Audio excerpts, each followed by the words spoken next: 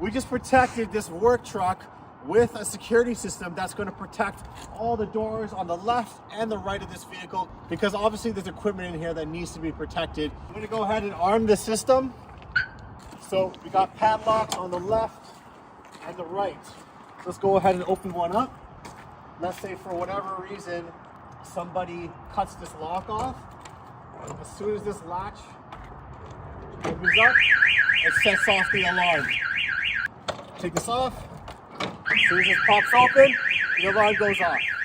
We also installed a kill switch in this vehicle. So once this is armed, the truck will not start. Follow me. Let's go ahead and lock the system. If I put the key into the ignition and start it, the truck does not start. I'm turning the key.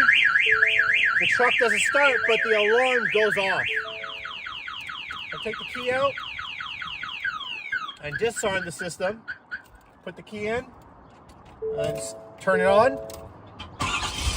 This time this starts. We also installed a GPS module in this vehicle which communicates to the client's app on his phone. So he can track this truck real time just in case anything happens, and there's no subscription to use that. If you want a protection like this installed in your vehicle, please give us a shout on our website and we'll be more than happy to help you out. Thanks for watching.